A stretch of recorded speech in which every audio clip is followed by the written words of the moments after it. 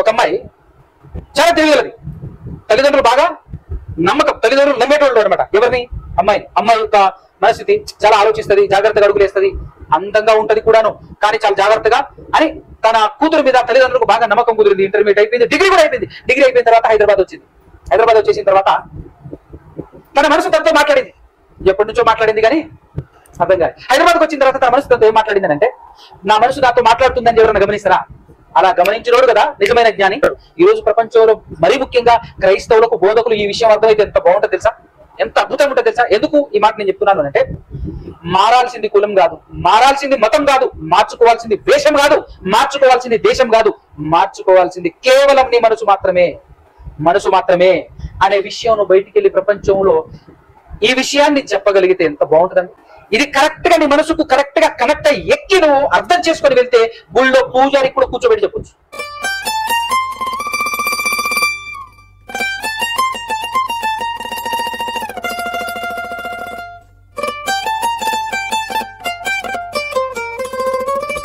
సర్వోన్నతుడు, సర్వాధికారి, సమస్త సృష్టిని సృష్టించిన మన అందరికన తండ్రి అయినటువంటి ఆ దేవ, ఆయన కుమారుడు, మన రక్షకుడు యేసుక్రీస్తు ప్రభుల వారి ద్వారా పరిశుద్ధాత్మ సహాయముతోనే స్తుతి, స్తోత్రాలు, కృతజ్ఞతాస్తుతులు చెల్లించుచున్నాను. అదేవిధంగా ఆయన మాటలు వినబడినటువంటి మాటలను హృదయంలో భద్రపరుచుకొని వాటి ప్రకారంగా బ్రతుకును మార్చుకొని బ్రతకాలి అనే ఆలోచన కలిగి వచ్చినటువంటి మీ అందరికీ కూడా క్రీస్తు పేరిటనే శుభములు, వందనాలు తెలియజేస్తూ ఉన్నాను.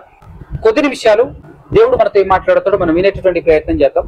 ఒక ప్రాముఖ్యమైనటువంటి విషయం ఏంటంటే, దేవుడు 66 పుస్తకాలు కలిగినటువంటి ఈ బైబిల్ గ్రంథాన్ని ఈ భూప్రపంచంలో దాదాపుగా 90 లక్షల రకాల జీవరాశులున్నాయి అని శాస్త్రవేత్తలు వెతికి వెతికి వెతికి వెతికి లెక్క పెట్టి మరి చెప్పినటువంటి మ్యాటర్. 90 లక్షల రకాల జీవరాశులలో మనిషి ఒకడు. అవునా? ఈ 90 లక్షల రకాల జీవరాశులలో ఏ జీవరాశి కోసం ఇది రాసిచ్చాడు? ఏ జీవి కోసం ఈ మహాజ్ఞాన గ్రంథమైనటువంటి బైబిల్ని, 66 పుస్తకాలు కలిగినటువంటి బైబిల్ని వ్రాయించిచ్చాడు చెప్పండి? సమానం చెప్పాల్సిందే మీరు. ఎవరి కోసం? మన కోసం, అనగా మనుషుల కోసం. మీకు రిక్వెస్ట్ చేయటం నేను మర్చిపోయాను.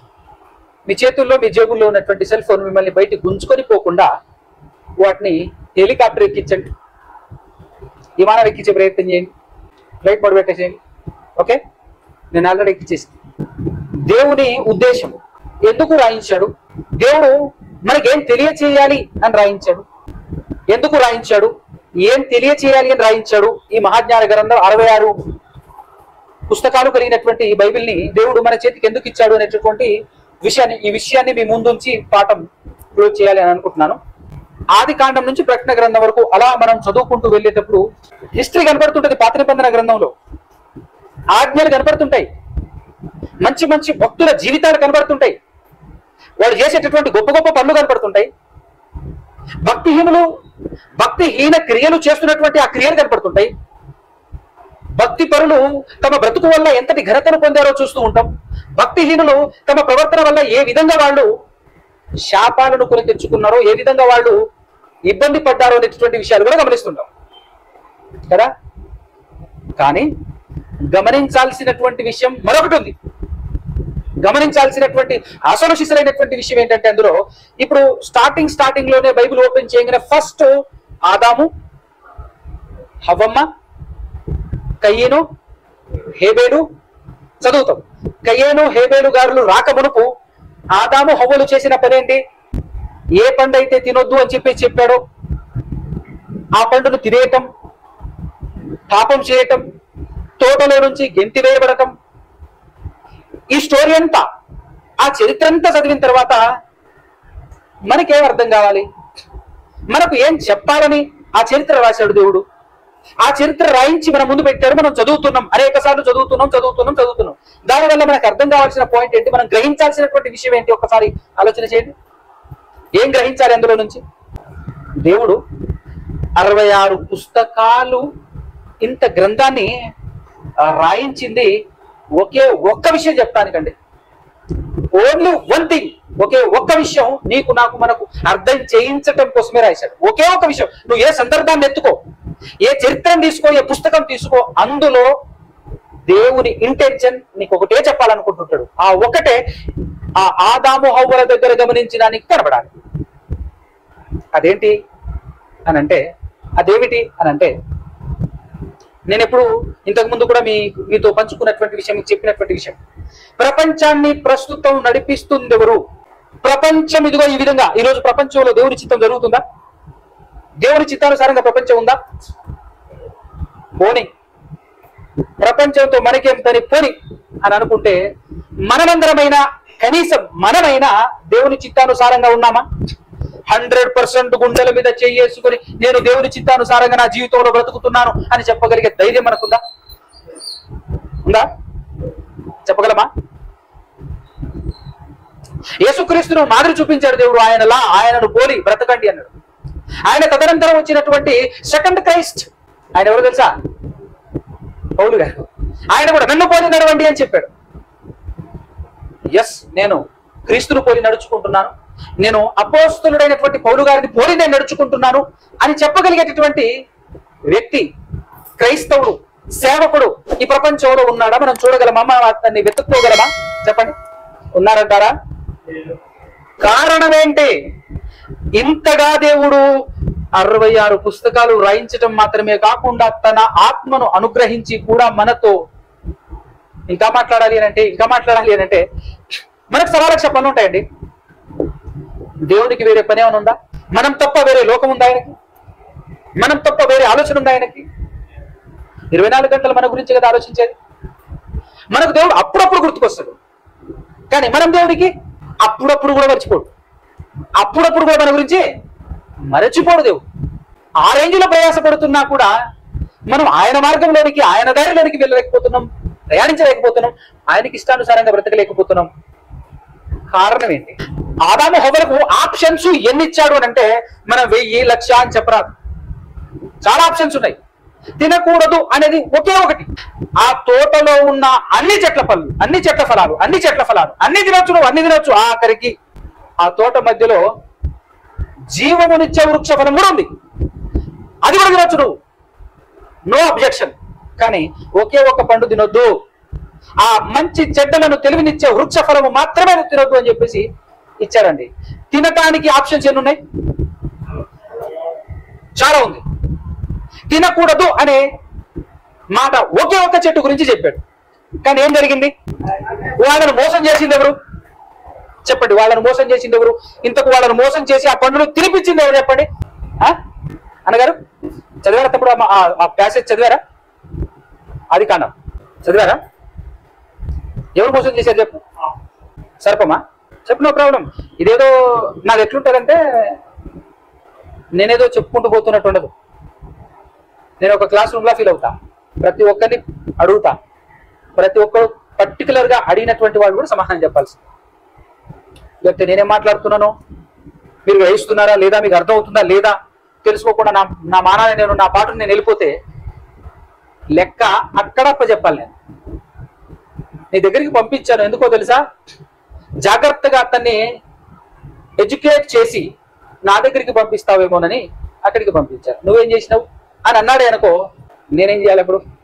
అన్నగా అందుకోసమే సమాధానం ఇచ్చే ప్రయత్నం చేయండి, తప్పు రైతు. ఎందుకంటే క్లాస్ రూమ్ లో ఉన్నట్టుగా టీచరు క్లాస్ రూమ్ లో అడిగింది అనుకో, చెప్పలేదనుకో, చుట్టుపక్కల వాళ్ళు నవ్వుతారు. ఇక్కడ నవ్వేటోళ్ళు ఎవరు లేరు, ఎందుకంటే ఎవరికి తెలియదు. వన్ మోర్ థింగ్, టీచర్ దగ్గర అయితే బెత్త ఉంటుంది, ఎందుకు రా తప్పు చెప్పినాం అనుకుంటున్నానికి. ఇక్కడ అట్లాంటి ఆప్షన్స్ లేవు. కాబట్టి ఆసక్తి కలిగినటువంటి వారు, దేవుని పట్ల ఇష్టం, ఆసక్తి కలిగినటువంటి వారు తప్పైనా రైట్ అయినా చెప్పే ప్రయత్నం చేయాలి. చెప్పే ప్రయత్నం చేశాడు అంటే అర్థం ఏంటంటే ఆసక్తి కలిగిన వాడు అని అర్థం. ఆదాము హవ్వలను మోసపరిచింది ఎవరు? క్రైస్తవ ప్రపంచానికి వెళ్ళి అడిగితే ఎవడైనా ఏం చెప్తాడు తెలుసా? అయితే గీతే సర్పం మోసం చేసింది అంటారు. ఇంకా కాస్త ముందుకెళ్తే సర్పము ద్వారా సాతానుడు మోసం చేశాడు బ్రదర్ అంటారు. అవునా కదా? అయితే ఇలా మాట్లాడేటటువంటి ఏ క్రైస్తవునికి చెప్తున్నానో బైబిల్ అర్థం కాదు, బైబిల్ అర్థం కాలేదు అనే చెప్పాలి. ఆ సందర్భం కూడా అర్థం కాలేదనే చెప్పాలి. అసలు దేవుని ఇంటెన్షన్ ఏం చెప్పాలనుకున్నాడు అక్కడ? ఏం చెప్పాలనుకున్నాడు అక్కడ అనేది గ్రహించగలగాలి. నేను చెప్పనా సమాధానం? ఎవరు మోసం చేశారు అని అంటే హవ్వమ్మ గారి మనసు హవ్వమ్మ గారిని మోసం చేసింది. అవునంటారా కాదంటారా? క్రైస్తవులందరూ ఎవరి మీద నింద వేస్తారయ్యా అనంటే సాతాను మీద నింద వేస్తారు. సాతాను మీదనే నింద వేస్తారు. ఇంతకు సాతాను ఏం చేస్తుందో చెప్పాను ఆల్రెడీ. సాతాను ఏం చేస్తుంది? ఇప్పుడు ఒక మాట చెప్తాను. సామెత లోకంలో ఒక సామెత ఉంది. ఏంటిదనంటే గుర్రాన్ని ఎక్కడి వరకు తీసుకెళ్ళగలవు? దాని మనసుకు తాగాలి అని అనిపించింది అనుకో, తాగుతుంది. నేను తాగకూడదు అని అనుకున్నది అనుకో, నువ్వు గాబు చుట్టూ 4 రౌండ్లు 10 రౌండ్లు వేసినా అది తాగదు. ఎందుకు? తాగాలని లేదు తనకు. అంతేనా? నువ్వు తీసుకెళ్ళినంత మాత్రాన తాగుతుందా ఏంటి? దానికి తాగాలి అని అనిపిస్తే తాగుతుంది. అంతేనా కదా? ఇప్పుడు హవ్వమ్మని పండు వైపు చూపించి పండు గురించి ఎక్స్ప్లెనేషన్ చేసింది ఎవరు? సాతాను. కానీ తింటవా చస్తావా, తిను అని చెప్పేసి ఏమైనా తెంపి కోసి ముక్కలు చేసి కారం పెట్టి ఉప్పు పెట్టి అని ఇచ్చిందా? ఏమండి? చూపించింది, తినని చెప్పింది, చెప్తూనే ఉంటారు. అవునా కదా? అదే మాట సాతానుడు యేసు ప్రభు దగ్గరకు వచ్చేసి చెప్పలే? అబ్బా 40 రోజుల నుంచి ఏం ఆకలి బా, అయినా నీకు ఇచ్చిన పవర్ ఏమైనా మామూలు పవర్ ఇచ్చాడా దేవుడు? చక్కటి మంచి పవర్ ఇచ్చాడు కాబట్టి ఇదిగో నువ్వు నిజంగా దేవుడి కుమారుడువే అయితే బాగా ఆకలిగా ఉన్నావు కదా, ఊర్ల దాకా ఏం పోతావు? రాళ్ళు కనపడుతున్నాయి కదా, రొట్టెలుగా చేసుకో, గబగబ తినే, ఆకలి తీరుతుంది. చెప్పింది మంచిగా. ఏమండి నేనేమైనా తప్పు చెప్పినా? పెద్ద మనుషులు పిలిపించు, కూర్చోబెట్టు, నేనేమైనా తప్పు చెప్పినా అంటది. అది అన్నప్పుడు పాపం పిల్లోడు ఆకలితో అలమటించిపోతున్నాడు, 40 రోజుల నుంచి ఏమి తినలే తాగలే కాబట్టి జాలిపడి నీ దగ్గర ఎట్లా పవర్ ఉంది కాబట్టి వాడుకో అని చెప్పినా. నేను ఏమైనా తప్పు చెప్పినా? అంతే కదా అనేది. అది మంచి చెప్పినట్టుగానే ఉంటది. ఇప్పుడు హవ్వమ్మకి ఏమైనా చెడు చెప్పింది అనుకుంటున్నారా? మంచిగా చెప్పింది. అమ్మా హవ్వమ్మ ఒకసారి విను, ఈ పండు చూడెట్టుందో, ఆహా తిన్నావనుకో నువ్వు ఎట్లయిపోతావు తెలుసా? దేవతలు అయిపోతావు. మామూలుగా ఉండదు అసలు. ఆ టేస్ట్ వేరే ఉంటది, నువ్వు తింటే వేరే ఉంటది, వేరే లెవెల్ పో అని చెప్పేసి చెప్పగానే అది చెప్తుంది, 1,00,000 చెప్తుంది. కానీ మా సార్ ఏం చెప్పిండు? మా సార్ అంటే ఆయనకున్న యజమానుడు ఎవరు? ఆదమ్ గారు ఏం చెప్పిండు? చెప్పే ఉంటాడు కదా, చెప్పకుండా అయితే ఉండడుగా. తినొద్దు. కానీ ఖాతరు చేసిందా? లెక్క చేసిందా? భర్త మాట లెక్క చేసిందా? ఎవరి మాట విన్నది చెప్పండి? అది గమనించాలి. ఎవరి మాట విన్నది? అది లెక్క. తన మనసు లాగింది, పండు మీద ఆశ కలిగింది, వెళ్ళింది, తెంపుకుంది. ఎన్నిసార్లు ఎక్స్ప్లెనేషన్ చేసినా తినాలి అని తన మనసుకు అనిపించలేదనుకో, వాడు ఎన్నిసార్లు చెప్పినా ప్రయోజనం ఉంటుందా? వాడు ఎన్ని మొత్తుకున్నా కూడా ప్రయోజనం ఉంటుందా? అంటే ఇప్పుడు చెప్పండి, ప్రపంచాన్ని, ప్రపంచ మనుషులని, ప్రజలందరినీ మోసం చేస్తుందెవరు? ఎవరి మనసు వాళ్ళనే మోసం చేస్తుంది. ప్రమాదకరమైంది ఏంటి చెప్పు? మనసు. అందుకోసమే దేవుడు స్టార్టింగ్ లో నుంచి చెప్పుకుంటూ వచ్చినటువంటి మాట ఒకటే, అతి భయానకమైనది, భయంకరమైనటువంటి మనసు కలిగిన మనిషివి నీవు. ఆ మనసును ఎవరైతే జయించి, ఆ మనసును ఎవరైతే కంట్రోల్ చేసుకొని, ఆ మనసును ఎవరైతే తన ఆధీనంలో ఉంచుకొని బ్రతుకుతాడో అతనే మహానుభావుడు, అతనే దైవ కుమారుడు, అతనే పరలోకానికి అర్హుడు, అతనే క్రీస్తును పోలి నడుస్తున్నటువంటి వాడు. దేన్ని కంట్రోల్ చేసుకోవాలి మనం? ఇంతకు ఏనాడైనా, ఏ రోజైనా నీ మనసు గురించి నువ్వు ఎప్పుడైనా అబ్జర్వ్ చేసావా? నేను ఇంతకు ముందు కూడా చాలా క్లాసులలో నేను చెప్పాను. అప్పుడు మీ మనసు గురించి మీరు ఎప్పుడైనా ఆలోచించారా? ఎలా ఆలోచించాలి మన మనసు గురించి మనం? హవ్వమ్మ గారి మనసు సాతానుడు వచ్చి ఎక్స్ప్లెనేషన్ చేయక ముందు ఏం మాట్లాడింది, వాడు ఎక్స్ప్లెనేషన్ చేసిన తర్వాత ఏం మాట్లాడింది అంటే మీకు అర్థం కావటం కోసం వర్షన్ మార్చి చెప్తా చూడండి. సాతాను వచ్చి ఎక్స్ప్లెనేషన్ చేయక ముందు ఆ పండును చూస్తే ఏమనిపించింది తనకు? సాతానుడు సర్పరూపంలో వచ్చేసి ఎక్స్ప్లెనేషన్ చేసిన తర్వాత ఆ పండు గురించి తన అభిప్రాయం మారిపోయిందా లేదా? అని చెప్తేనే అర్థమవుతుంది మనిషికి. కానీ అది నీ అభిప్రాయం కాదు, అది మన అభిప్రాయం కాదు. ఎందుకు కాదు ఎలా చెప్పగలవు, కాదు అని ఎలా చెప్పగలవు అని అంటే, ఇంతకు ముందు నీ మనసు నీతోనే ఉంది, కానీ నీకు అలా అనిపించలే. అనిపించిందా? అనిపించలే. కానీ ఇప్పుడు అనిపించింది. వాడు వచ్చేసి ఎక్స్ప్లెనేషన్ చేసిన తర్వాత నీ మనసు ఏమైంది? మారింది, మారింది, మారింది. కాబట్టి ప్రమాదకరమైనటువంటిది ఎక్కడో లేదు, మనలోనే ఉంది మనసు. ఈ మనసు గురించి మనసు అన్నా హృదయం అన్నా రెండు ఒకటే, గుర్తుపెట్టుకోండి. మనసు అన్నా హృదయం అన్నా రెండు ఒకటే. హృదయం అంటే మళ్ళా గుండెకాయ అనుకునేది, మనసుకు సంబంధించింది హృదయం అన్నా మనసు అన్నా రెండు ఒకటే. అయితే ఆ తర్వాత 1600-1700 సంవత్సరాల తర్వాత మనుషులను చూసి దేవుడు పలికిన ఒక మాట ఉంది. ఆదికాండం 6వ అధ్యాయం. ఆదికాండం 6వ అధ్యాయం 2వ వచనం చూడండి. ఆదికాండము 6వ అధ్యాయము 2వ వచనము, దేవుని కుమారులు నరుల కుమార్తెలు చక్కని వారని చూచి వారందరిలో తమకు మనస్సు వచ్చిన స్త్రీలను వివాహము. అంటే ఎవరి మాట వింటున్నారు చెప్పండి? తమ మనసు చెప్పినట్టు నడుస్తున్నారు, తమ మనసుకు అనిపించినట్టు చేస్తున్నారు, తమ మనసుకు తోచినట్టు నడుస్తున్నారు అనమాట. అంతేనా? అందుకోసమే 3వ వచనంలో ఏం చెప్పారు చూడండి. అప్పుడు యెహోవా నా ఆత్మ నరులతో ఎల్లప్పుడూ వాదించదు, వారు తమ అక్రమ విషయములలో నరమాత్రులై ఉన్నారు. నరమాత్రులై ఉన్నారు, అక్రమ విషయంలో నరమాత్రులై ఉన్నారు. 5వ వచనం చూడండి. 5వ వచనం, నరుల చెడుతనము భూమి మీద గొప్పది అనియు వారి హృదయము యొక్క తలంపు. బాగా వినండి, మాట పాయింట్ చేయండి.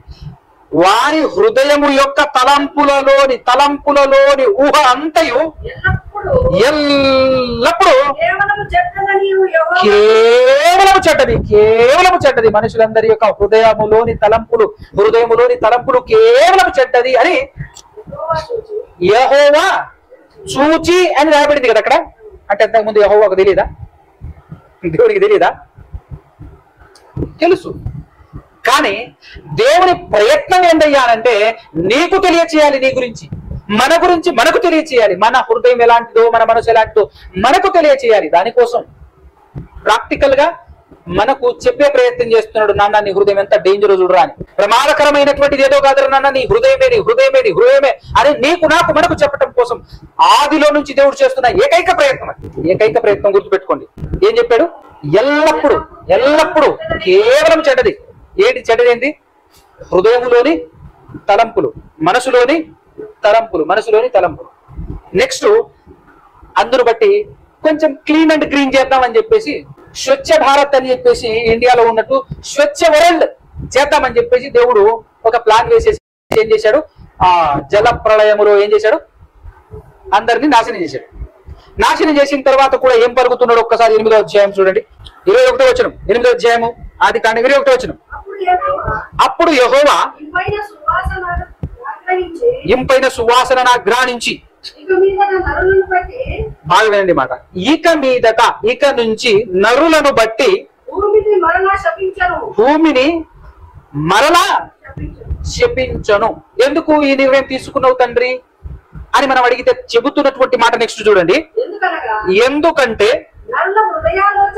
నరుల హృదయములోని ఆలోచన వారి బాల్యము నుండి, డైరెక్ట్ గానే దేవుడు చెప్పొచ్చు మనకు, వారి హృదయ ఆలోచనలు బాల్యం నుంచి చెడ్డది నాయన నాకు తెలుసు అని చెప్పేసి చెప్పొచ్చు. కానీ మనకు అర్థం కావద్దు, ప్రాక్టికల్స్ లేకపోతే మనకు అర్థం కాదు. ఇంకా విచిత్రం ఏంటంటే మన మనసు ఎలాంటిది అని అంటే, ఏదైతే చెయ్యొద్దు, ఏదైతే చూడొద్దు, ఎటువైతే వెళ్ళొద్దు, ఏదైతే పలకకూడదు అని చెప్తామో వాటినే ప్రాక్టీస్ చేస్తాం మనం. అసలు ఏముందో చూద్దాం, ఎట్టుంటుందో పలుకుదాం, ఎట్టుంటుందో చేద్దాం అని చెప్పేసి మనిషి గెలికేటటువంటి రకం అన్నమాట. అంటే అలాంటి మనసు మనిషిది, ఆ విధమైనటువంటి మనసు మనిషిది. అంతేనా కదా? ఇన్ని ఆప్షన్స్ ఉన్నావు, వాటన్నిటి వదిలిపెట్టేసి ఏదైతే తినొద్దని చెప్పేసి ఒకదాని గురించి చెప్పాడు. అసలు ఎందుకు తినొద్దని చెప్పాడు? అసలు ఏముంది? ఇది కదా మనిషి యొక్క ఆలోచన. సైనైడ్ నాకినా చచ్చిపోతుంది సెకండ్స్ లో, అవునా? కానీ మనిషి ఆలోచన ఏంటి? ఊరే చచ్చిపోతున్నారు, చాలా మంది చచ్చిపోతున్నారు అని చెప్పి చూసినా, గమనించిన, కళ్ళారా చూసినా కూడా చాలా మంది ఆ రుచి ఎలా ఉంటుందో, ఆ టేస్ట్ ఎలా ఉంటుందో, చెప్పైనా చచ్చిపోతే నేను చరిత్రలో మిగిలిపోతానని చెప్పేసి చాలా మంది నాకుతున్నారు. ఒక మాట మాట్లాడక ముందే చచ్చిపోతున్నారు. టేస్ట్ చూస్తున్నారు, ఆ టేస్ట్ ఎట్లుందో చెప్పడానికి ముందే చచ్చిపోతున్నారు. అలాంటి ప్రయత్నాలు చాలా మంది చేశారట. అంటే చచ్చిపోయినా కూడా, చచ్చిపోతామని తెలిసినా కూడానా? అంటే ఒక్కసారి చూడు ఎంత భయంకరమైందో మనిషి యొక్క మనసు, ఎంత భయానకమైందో అనేటటువంటి విషయం మనకు అర్థం కావాలి. మన మాట అస్సలు వినదు. దేవుడు రాయించాడు మనసు గురించి, ఎంత గొప్పగా రాయించాడు అని అంటే బాల్యము నుండే ఇప్పుడు చిన్నపిల్లల్ని చూడండి, మనం ఏదైతే చేయొద్దని చెప్తామో అదే. పెద్దోళ్ళు అయిన తర్వాత ఏమైనా బుద్ధి వస్తుందా? మనం పెద్దోళ్ళు కూడా ఏం చేస్తారు? అదే తీరు, అదే విధానం కదా. ఇంకా ఈ మనసు గురించి ఏం రాశాడు అని అన్నప్పుడు ఇర్మియా గ్రంథం 17వ అధ్యాయము 9-10 వచనాలు. 17వ అధ్యాయం 9-10 వచనాలు. హృదయము ఇంత ఈ మాట పలుకుతున్నది ఎవరు చెప్పండి? ఇర్మియా గారే కదా. ఈ మాటకున్న బలం, ఈ మాటకున్నటువంటి బలం మనకు అర్థం కావాలి అంటే ఆయన ఉన్నటువంటి ఆ వాతావరణం మనకు అర్థం కావాలి. ఇర్మియా గారు ఉన్నటువంటి వాతావరణం మనకు అర్థమైతే ఆ మాటకు ఉన్నటువంటి బలం మనకు అర్థమవుతుంది. ఇర్మియా గారు ఎప్పటి నుంచో ఇశ్రాయేలీయులు, యూదులు, మరి ముఖ్యంగా ఇశ్రాయేలీయులు అయితే అంతకు ముందే క్రీస్తు పూర్వము 722లో ఆ ఇజ్రాయేలు అనే 12 గోత్రికర్తల రాజ్యము చెరలోకి వెళ్ళిపోతుంది, అష్షూరీయుల చెరలోనికి వెళ్ళిపోతుంది. వెళ్ళిపోయిన తర్వాత మిగిలి ఉన్నటువంటి రాజ్యం ఎవరిది అంటే యూదా రాజ్యం. ఆ యూదా రాజ్యం ఏమైనా చక్కగా దేవుని చిత్తానుసారంగా, దేవుని మాటల ప్రకారంగా ఏమైనా బ్రతుకుతున్నారా, దేవుని మాటల ప్రకారంగా ఏమైనా రూలింగ్ చేసుకుంటున్నారా అంటే ఏమీ లేదు. దేవుణ్ణి వదిలిపెట్టడం, విగ్రహాల వైపు తిరగటం, అంత మాత్రమే కాకుండా అనేకమైనటువంటి పాపాలు, దుర్మార్గాలు చేస్తూ బ్రతుకుతూ ఉంటుంటారు అనమాట. దేవుడు ఎప్పటి నుంచో చెప్తా ఉంటాడు. అక్కడక్కడ యూదులలో మంచి రాజులు కనబడినప్పటికీ ఆ మంచి రాజులు చేసినటువంటి మంచి కార్యాలు కనీసం వెతికినా దొరకనంత ఘోరంగా తర్వాత వచ్చేటటువంటి భయంకరమైనటువంటి రాజులు. ఫర్ ఎగ్జాంపుల్ గా యోసియా రాజు చాలా మంచి కార్యములు చేసినప్పటికీ ఆయన కుమారులు వచ్చేసి మొత్తం చెడిపేస్తారు, రాజులుగా పరిపాలించి. సో భయంకరమైనటువంటి కాలంలో వాడు బ్రతుకుతూ ఉన్నప్పుడు దేవుడు బుద్ధి రావటం కోసం అని చెప్పేసి, మార్చడం కోసం అని చెప్పేసి, మారరు అని కూడా తెలుసు దేవునికి, కానీ రాబోయేటటువంటి కాలంలో ఉన్నటువంటి మనకు ప్రయోజనకరం కలగాలని, మనకు అసలు విషయం అర్థం కావాలని, మనుషులు ఎలాంటి వాడో, మనిషికి ఉన్నటువంటి మనసు ఎంత భయంకరమైందో తెలియజెప్పడం కోసం అని చెప్పేసి దేవుడు ప్రవక్తలు పంపించేటటువంటి వాడు. అప్పుడు ప్రవక్తలు వెళ్ళేసి పలుకుతూ మాట్లాడుతూ ఉన్నప్పుడు ఈవెన్ ఈ ప్రవక్త చెప్పినటువంటి మాట కూడా జనరల్ గా మనిషి యొక్క మనసు ఎలా ఉంటుంది అంటే మెజారిటీ బై మైనారిటీ. ఏంటిది? ఆటోమేటిక్ మైండ్కు ఉన్నటువంటి ఆలోచన ఏంటంటే మెజారిటీ బై మైనారిటీ అంటే అర్థం ఏంటి?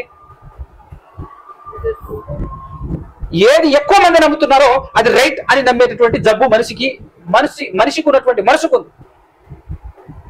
తక్కువ మంది ఉన్నారు అనుకో, నమ్మబుద్ధి కాదు, వెళ్ళబుద్ధి కాదు. గుంపు ఉండాలి, ఆ గుంపులో ఒక రిధం ఉండాలి. అప్పుడు చూడండి జాతర, ఇందాకలా మేము జర్నీలో వస్తుంటే ఫుల్ ట్రాఫిక్.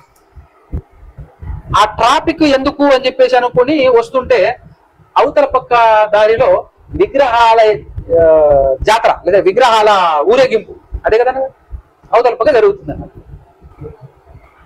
కానీ జనాలందరూ చాలా మంది ఉన్నారు కాబట్టి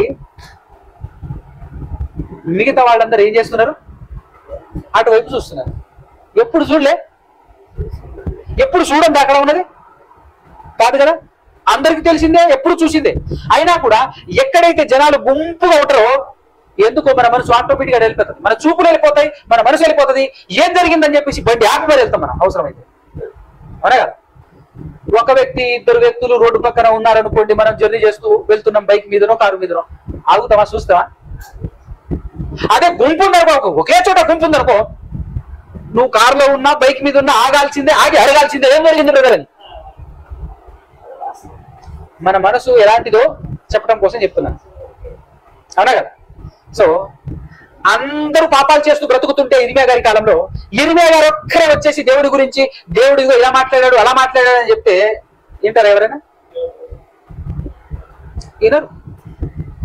ఇప్పుడు ఏ ఒక్కరు కూడా ఇర్మియా గారి ద్వారా దేవుడు మాట్లాడుతుంటే ఈ మాటలను వింటే ఖచ్చితంగా కాపాడబడతాడు, రక్షింపబడతాడు, ఏ హాని చెందకుండా ఉంటాడు. ఇదిగో నేను చెప్తున్నటువంటి నా మాటల ప్రకారంగా మీరెవరు బ్రతకకపోతే, మీరెవరు రాకపోతే, నేను చెప్పేటటువంటి మాటలు మీరు నమ్మకపోతే ఖచ్చితంగా బబులోను రాజ్యం వచ్చేసి నెబుకద్నెజర్ అనేటటువంటి చక్రవర్తి వచ్చేసి ఇదిగో రాజుగారి కళ్ళు పీకేసి ఉన్న ప్రజలందరినీ దొరికినోళ్ళని ఊచపోత చంపేసి మిగతా వాళ్ళని బలహీనులైనటువంటి వారిని ముసలి ముత్తగా అయినటువంటి వాళ్ళని ఎవరైతే సరెండర్ అవుతారో వాళ్ళందరినీ చెరకు పట్టుకొని పోయేటటువంటి కాలం దగ్గర పడింది. మీరు నమ్మండి, ఇదే జరుగుతుంది. నేను చెప్పేటటువంటి మాట మీరు వినకపోతే నమ్మకపోతే రెండొకటే.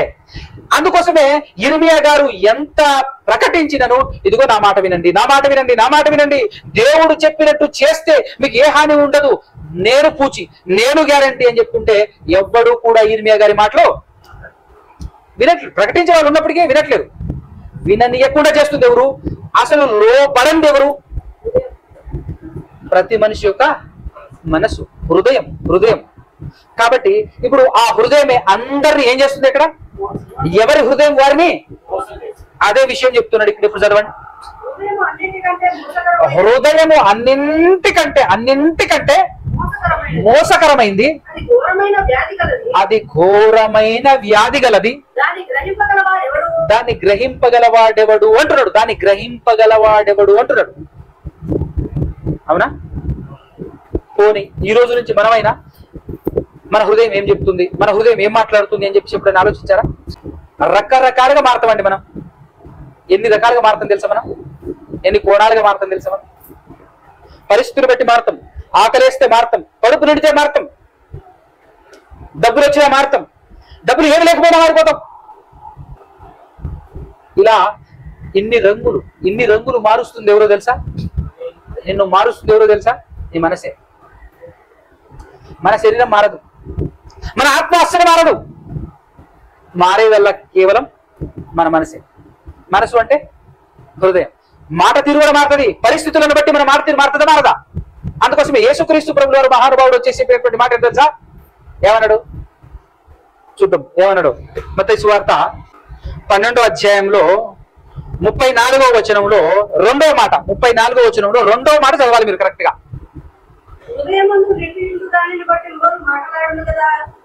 ఏమన్నారండి? హృదయము నిండి ఉండు దానిని బట్టి ఏం మాట్లాడుతుంది? నోరు. హృదయము నిండి ఉండు దానిని బట్టి నోరు మాట్లాడుతుంది అని చెప్పి చెప్పారు. అంటే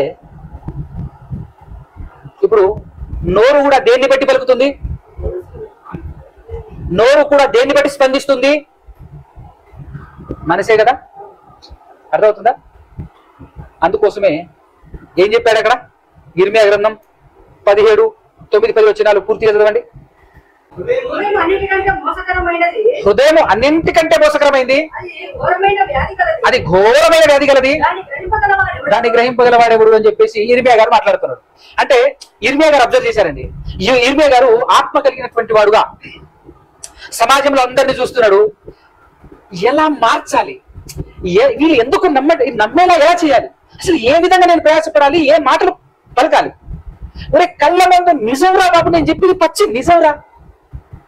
దేవుడు చెప్పాడు బబులోనీయులు రాబోతున్నారు, మిమ్మల్ని దంచేస్తారా, పిచ్చి కుదురు కొట్టి చంపేస్తారా, నేను చెప్తున్నది నిజం రా అంటే ఒక్కటి నమ్మట్లే.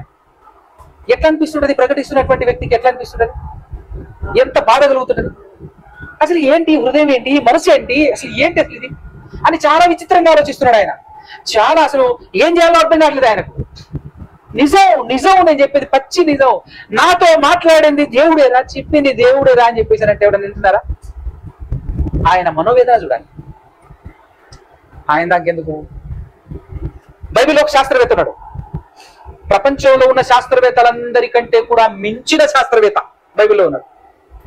ప్రపంచంలో ఉన్నటువంటి శాస్త్రవేత్తలు ఏమి చేసి పరిశోధన చేస్తారు? ఏం పరిశోధన చేస్తారు తెలుసా? కంటి ముందు కప్ప కనపడింది అనుకో, దాన్ని పట్టుకోవటం, కొయ్యటం, చర్మం మూడదీయటం, ఏదేదో ఏదేదో చేసి దాని గురించి 4 మాటలు చెప్పడం వివరాలు అంటే శాస్త్రవేత్త. చెట్టుని, పుట్టని, భూమిని, రాయిని, రప్పని, ఏదో కనిపించే ప్రతి వాటి గురించి పరిశోధనే పరిశోధనే పరిశోధనే పరిశోధన. కానీ ఏ ఒక్కడు కూడా మనిషి యొక్క మనసు మీద పరిశోధన చేయలే. ఎవరైనా చేసిండా ప్రపంచంలో చెప్పండి? మనసు మీద పరిశోధన చేసిన శాస్త్రవేత్త బైబిల్లో ఉన్నాడు అని చెప్తున్నా. ఎవరా శాస్త్రవేత్త? అంతకంటే ముందు పరిశోధన చేయటం అంటే, ఇప్పుడు యేసుక్రీస్తు ప్రభువు వారు తెలిసింది, ఆయనకు తెలిసింది ఓపెన్ గా మాట్లాడేశాడబ్బా. కానీ పరిశోధన కనబడాలి నీకు. పరిశోధన చేసినటువంటి వ్యక్తి ఎవరు? సొలొమోను గారు. ఆయన ఐడియా రాకపోతే ఎట్లా చెప్పు? సంతోషం ఎట్లుంటుందో చూశాడు, నవ్వు ఎట్లుంటుందో చూశాడు, పరిశోధన. వెర్రితనం ఎట్లుంటుందో చూశాడు, పరిశోధన. ధనం సంపాదించుకుంటే ఎట్లుంటుందో చూశాడు, పరిశోధన. స్త్రీల మీద పరిశోధన. ఎంతమందిని చేసుకున్నాడు పెళ్లి? అబ్బా, పరిశోధన ఎట్లుంటది? ఎందుకంటే మనిషి యొక్క హృదయం ఏం కోరుకుంటుందో, ఏమి ఆశిస్తుంటుందో, అసలు తన మనసును అడ్డు కట్టలు వేయకుండా, ఆపకుండా ఎంత దూరం పోతుందో పోని అందులో ఏముందో తెలుసుకోవాలి. అందులో ఏముందో నేను తెలుసుకోవాలి అని చెప్పేసి ప్రతిదాని గురించి పరిశోధన చేసినటువంటి వ్యక్తి. మరి ముఖ్యంగా తన మనసు గురించి తాను పరిశోధన చేసినటువంటి వ్యక్తి కదా, అవునా కదా? సామెతల గ్రంథం కానివ్వండి, లేకపోతే ప్రసంగి గ్రంథం కానివ్వండి, రాజుల గ్రంథంలో సొలొమోను గారి గురించినటువంటి రాయబడినటువంటి విషయాలు కానివ్వండి, మీరు చదివి ఉంటే ఇది అవలీలుగా అర్థమవుతుంది. ఆయన చరిత్ర ఐడియా ఉంటే నిజమే. మనిషి యొక్క మనసును పరిశోధన చేసిన శాస్త్రవేత్త అతను. మనిషి యొక్క మనసు ఎన్ని రకాలుగా ఆలోచిస్తుందో, ఎన్ని రకాలుగా, ఎన్ని తీరులుగా ప్రయాణం చేస్తుందో, అన్ని విధాలుగా ఎక్కడా కూడా ఆయన అడ్డు పడకుండా వెళ్ళనిచ్చాడు. ఫైనల్ గా ఏం చెప్పాడు? ఫైనల్ గా ఆయన చెప్పిన స్టేట్మెంట్ ఏంటంటే, ఇవన్నీ వేస్ట్ అని చెప్పి యవ్వనుడికి ఒక స్టేట్మెంట్ ఇచ్చాడండి. యవ్వనుడిని పిలిచి, ఎందుకంటే మరి ముఖ్యంగా యవ్వనుడు తన మనసు మాట వినటంలో టాప్ పొజిషన్ లో ఉండేది ఎవరు అంటే యవ్వనుడే. యవ్వన కాలంలో ఉన్నటువంటి వాడు ఎవరి మాట వింటారు? మన వయసులో అన్ని అనుభవించి దెబ్బలు తిని ఉన్నటువంటి ఒక పెద్ద మనిషి వచ్చేసి చెప్పాడు అనుకోరే, నాన్న ఇది చెయ్యకరా అన్నాడు అనుకో, యవనస్తుడు నవ్వుతాడు. అదొక రకంగా నవ్వుతాడు అనమాట. ముసలారా నీకేం తెలుసులేరా, అవుతారా బోరా అన్నట్టుగా పోతుంటాడు మన మహానుభావుడు. ఒక్కసారి తన మనసుతో తను ఫిక్స్ అయిపోయాడు అనుకో, ఎవడు చెప్పినాడు. చాలా మంది ఉన్నారు తన హృదయమును నమ్ముకొని పాడైనటువంటి వాడు చాలా మంది ఉన్నారు. రీసెంట్ గా యూట్యూబ్ లో ఒక స్టోరీ ఒకటేంది, చాలా స్టోరీలు విన్నాను నేను, స్పీడ్ గా చెప్పేస్తాను చూడండి. ఒక అమ్మాయి చాలా తెలియగలది, తల్లిదండ్రులు బాగా తల్లిదండ్రులు నమ్మేటోళ్ళు అనమాట. ఎవరిని?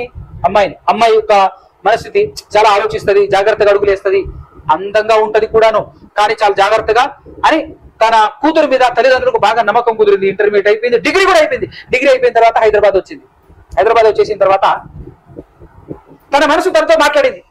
ఎప్పటి నుంచో మాట్లాడింది కానీ అర్థం కాదు. హైదరాబాద్కి వచ్చిన తర్వాత తన మనసు తనతో ఏం మాట్లాడిందని అంటే, నా మనసు నాతో మాట్లాడుతుందని ఎవరైనా గమనిస్తారా? అలా గమనించినోడు కదా నిజమైన జ్ఞాని. కానీ అలా ఎవరు గమనించడు. కానీ ఏమంటారు?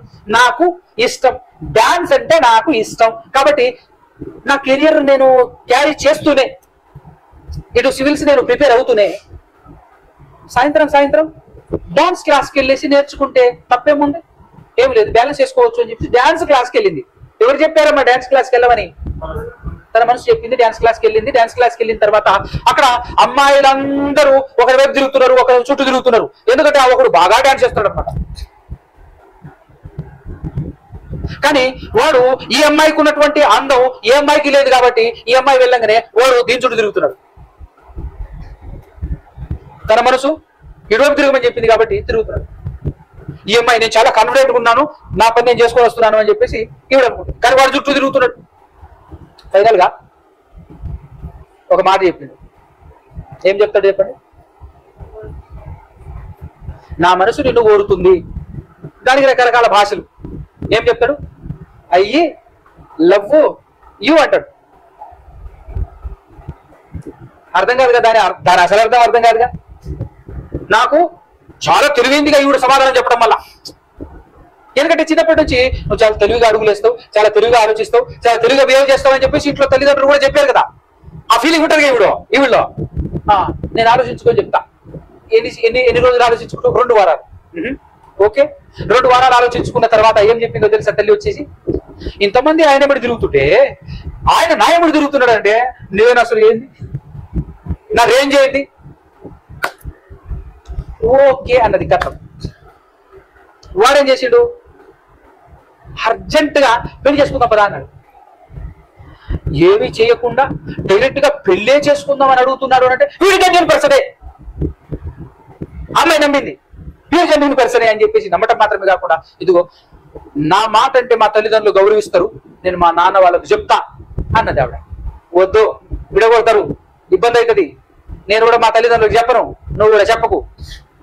ఉట్టి మనం పెళ్లి చేసుకుందాం చెప్పకుండా, పెళ్లి చేసుకున్న తర్వాత పిల్లల్ని గనేసిన తర్వాత తీసుకెళ్లి వాళ్ళ ముందు నిల్చున్నాం అనుకో, ఎవడో కాదన్నాడు.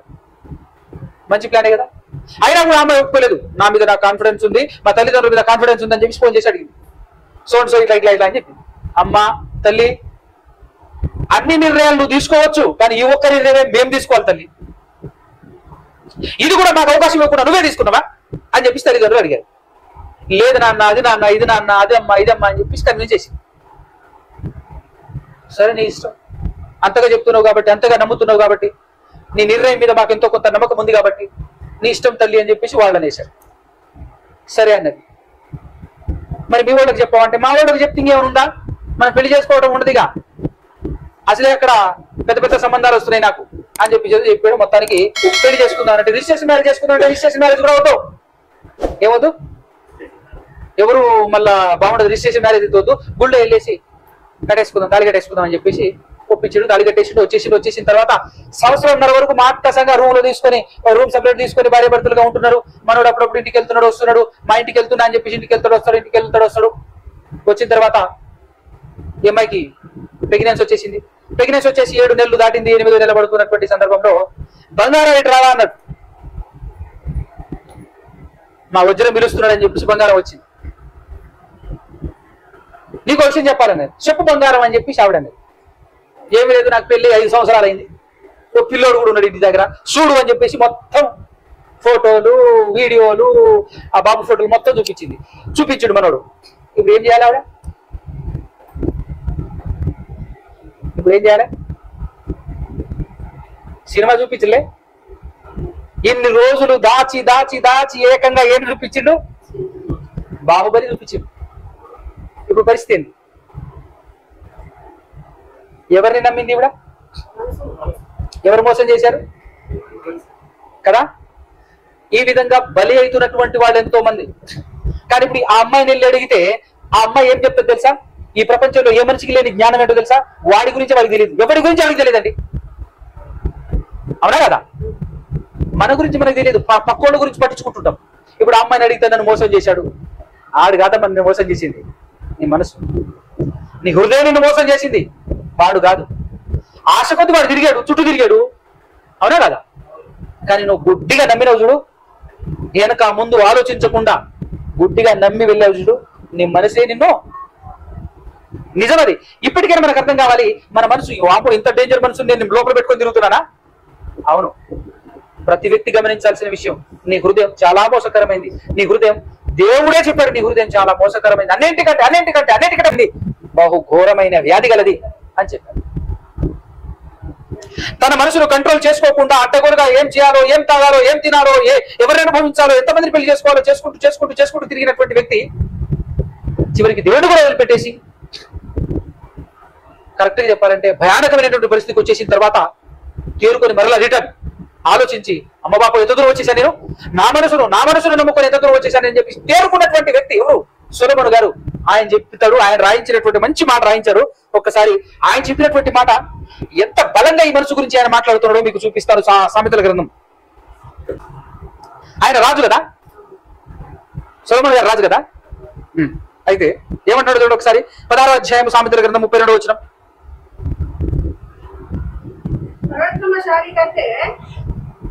పరాక్రమశాలి పరాక్రమశాలి కంటే అంటే పరాక్రమశాలి అంటే ఎవరండి? దావీదు పరాక్రమశాలి అని చెప్పొచ్చు కదా. తిరుగులేదు, ఎదురులేని మనిషి. యుద్ధానికి వెళ్ళాడంటే ఆయన జీవితంలో ఓటమే ఎరగడు, తెలుసా? అలాంటి పరాక్రమశాలి కంటే కూడా, అంటే అలాంటి వ్యక్తి కంటే కూడా దీర్ఘశాంతము గలవాడు శ్రేష్ఠుడు. నెక్స్ట్ మాట చూడు. రాజులు ఏం చేస్తారు? యుద్ధానికి వెళ్ళి పట్టణాన్ని పట్టుకుంటారు, ముట్టడి వేస్తారు. ఆ అవగాహన ఉంటే మస్తు అర్థమవుతుంది. పట్టణాన్ని, దేశాన్ని ముట్టడి వేసి పట్టుకుంటారు. పట్టుకున్నాడు అని అంటే గొప్పవాడు వాడు, మంచి పరాక్రమం అవుతాడు అనమాట. పట్టణాన్ని పట్టుకొనుట కంటే పట్టణమును పట్టుకొను వాని కంటే కూడా తన మనసును స్వాధీనపరుచుకొను వాడు శ్రేష్ఠుడట. మన మనసును మనం స్వాధీనపరుచుకున్నామా? మన మనసు మన కంట్రోల్లో ఉందా? ఆలోచన చేయండి. 25-28 చూడండి. ఏంటంటే దేంతో పోలుస్తున్నాడు? ప్రాకారము లేకపోవటం వల్ల పూర్వము పాడైపోద్దా? ఏమండి, మనకి ఇప్పుడైతే అవగాహన లేదు, దాని గురించి ఆలోచన లేదు. కానీ చరిత్రను చదివితే గత చరిత్ర చెప్పేటటువంటి విషయం ఏంటంటే, ఏ పట్టణానికి వెళ్ళినా కూడా ఆ పట్టణాన్ని పరిపాలిస్తున్నటువంటి రాజు తెలివితో చేసేటటువంటి పని ఏంటంటే, ఆ పట్టణం చుట్టూ ప్రాకారం కట్టిస్తారు. చాలా పెద్ద ప్రాకారం ఉంటది. ఆ ప్రాకారం కట్టించి ఆ ప్రాకారం మీద, ప్రాకారం మధ్యలో నుంచి చిన్న చిన్న రంధ్రాలు పెట్టేసి సైనికులు ఉంచుతారు. బయట నుంచి ఎవరొచ్చినా కూడా దరి చేరకుండా, దగ్గరికి రాకుండా చూసి కాల్చేయటం కాదు కానీ బాణాలతో చంపేస్తుంటారు. అంటే ప్రొటెక్షన్ ఫోర్స్. పట్టణం పాడవకుండా ఉండాలి అంటే, వేరే రాజులు వచ్చేసి దోచుకోకుండా, వేరే రాజులు వచ్చేసి కబ్జా చేయకుండా ఉండాలి అంటే ప్రాకారం చాలా విలువైంది, ప్రాముఖ్యమైనది. ఆ ప్రాకారాన్ని పట్టుకునే వాళ్ళు ధైర్యంగా ఉంటారు లోపల. అయితే ఆ ప్రాకారమే లేదనుకో, ఎవడు పడితే ఆ కాలంలో ఎవడు పడితే వాడు రావటం, పగలగొట్టడం. సరే, వాళ్ళు గెలిచారా, మనం గెలిచామా, మన దగ్గర బలం ఉన్నా కూడా, గెలిచినా కూడా ధ్వంసం అయితే జరుగుతుంది కదా, పాడైతే అవుతుంది కదా, పట్టణం అయితే పాడైతుంది కదా, అనే కదా. పాడవటం మాత్రమే కాకుండా ఎంతో కొంతమంది చచ్చిపోతారు కదా, చచ్చిపోతారు. ఆస్తి నష్టం, ప్రాణ నష్టం, ఇల్లు నష్టం. కొంతమంది అయితే ఇంటింటికి కాల్చిపోతారు, కాలబెట్టిపోతారు. యుద్ధానికి వచ్చినటువంటి వాళ్ళు ఊరికెవరు కాలబెట్టిపోతారు. ఎంత పాడైపోతుంది పట్టణం. కాబట్టి చెప్తున్నాడు ఏమని? ప్రాకారము లేక పాడైపోయిన పురము ఎంతో, తన మనసును అణుచుకోవాలట. అణుచుకోనలేని వాడు కూడా అంతే. ఆయన అణుచుకోలేదు కాబట్టి ఎక్స్పీరియన్స్ అయింది. అనుభవించి చెప్తున్న మాటలు, ఉట్టిగా చెప్తున్నటువంటి మాటలు కాదు, అది అనుభవించి చెప్తున్నటువంటి మాటలు. తన మనసును తను కంట్రోల్ చేశాడా సొలొమోను గారు? చేయలే. తన మనసును తను కంట్రోల్ చేయలేదు కాబట్టి చాలా భయంకరమైన పొజిషన్కి వెళ్ళాడు. ఆ చివరి దశలో కూడా మేల్కొనకపోతే పరిస్థితి ఏమో, నరకంలో తేలాడు. భయంకరమైనటువంటి పాతాళంలో వెళ్ళిపోయి బాధపడే పరిస్థితి. చివరి క్షణాలలో ఆయన మార్పు చెందకపోయి ఉంటే గతేమయ్యేది, పరిస్థితి ఏమయ్యేది చెప్పండి. తన మనసును కంట్రోల్ చేసుకోకపోతే ఎవడైనా పాడైపోతాడు బ్రదర్ అని చెప్తున్నాడు సొలొమోను గారు, అవునా కదా? కాబట్టి ఆది కాండం మొదలుకొని మలాకి వరకు దేవుడు రాయించిన చరిత్ర అంతా చదువు. మనిషి తన మనసును గెలవలేక, మనిషి తన మనసును కంట్రోల్ చేసుకోలేక, మనిషి తన మనసుకు బానిసై, ఒక పాట ఉంటది, 3 నాళ్ళ ముచ్చట కోసం అనే పాటలో ఒక చరణం. మనిషికి తన మనసే చెరసాలరా, అనా కదా, చెరసాల. ఆ చెరసాలలో, ఆ బందీలో ఉన్నటువంటి వ్యక్తి. ఇంకా బాగా స్టడీ చేస్తే అర్థమయ్యేటటువంటి విషయం ఏంటంటే, మన మనసు ఎవరైనా తిడుతున్నారు అనుకో మనల్ని, అప్పుడు మన మనసు లోపల ప్రిపేర్ చేసే విధానం చూడండి. లోపల ఏం ప్రిపేర్ చేస్తుంటది? ఆటోమేటిక్ గా వేడెక్కుతుంటది మనసు. ఎవరైనా తిడితే ఒప్పుకుంటావా? పడతావా? మన మనసు మనల్ని రెచ్చగొడుతుంటది. ఒరేయ్, నువ్వు ఆగకరా, అస్సలు ఆగకరా. ఎన్ని మాటలు, ఎంత పెద్ద పెద్ద మాటలు మాట్లాడుతున్నాడు. వాడెంత, వాడి లెక్కెంత, పదరా అని చెప్పేసి మనల్ని ఎలా ప్రేరేపిస్తుంటది, మన మనసు ప్రేరేపిస్తుంది. దాన్ని అణుచుకొని నిలబడగలిగే శక్తి, సత్తా ఉందా? ఏ మనిషికి లేదు. అందరూ బాధితులే, మనసుకు బాధితులే. మనసు చేసే మాయాజాలంలో పడిపోయి అందరూ నరకానికి చేరిపోతున్నటువంటి కాలంలో యేసుక్రీస్తు ప్రభువు వారిని దేవుడి లోకానికి పంపించాడు. అసలు యేసుక్రీస్తుని ఎందుకు పంపించాడో వన్ వర్డ్ లో చెప్పండి, బాగా వినండి. లోకం పాడైంది అని పంపించాడా? లోకం ఇన్ ద సెన్స్ శరీరం పాడైపోయింది అని వచ్చాడా? అసలు ఏది ఖరాబ్ అయింది, ఏం పాడైపోయింది, అసలు దేనికోసం వచ్చాడు? లోకంలో ఉన్న జంతువుల గురించి వచ్చాడా? అసలు యేసుక్రీస్తు ప్రభువు వారు ఎందుకు వచ్చాడు? కారణం చెప్పండి. మీరు గ్రహించారు ఎప్పుడైనా? ఒకే ఒకటి. ఆయన వచ్చి చెప్పింది ఒకే ఒకటి. అరే బాబు, అంతా బాగానే ఉంది, అన్ని బాగానే ఉన్నాయి, ఏ ప్రాబ్లం లేదు, అంతా బాగానే ఉంది, పాడైపోయిందల్లా ఓన్లీ నీ మనసు మాత్రమే. కాబట్టి పరలోక రాజ్యం సమీపించి ఉన్నది, మనసును మార్చుకోవాలి. ఏం మార్చుకోవాలి ప్రభువా? ఓన్లీ వన్ థింగ్, నీ మనసును మాత్రమే మార్చుకో. అది మార్చుకోవటం కోసం, అది మార్చుకో అని చెప్పటం కోసమే నేను వచ్చాను. మార్చుకో. అసలు ఆయన మొదలు పెట్టిందే దాంతో, ఆయన బోధ ఆరంభించిందే దేంతో? నీ మనసును మార్చుకో అంటే మార్చుకున్నారా? మారిందా? ఏ ఒక్క హృదయం మారిందా? మనిషి యొక్క మనసు మారాలి అని అంటే ఏం చేయాలి? ఈ ఒక్క ట్రిక్ నేర్చుకొని పోండి. ఈరోజు పాఠం మొత్తానికి ఇది చాలు.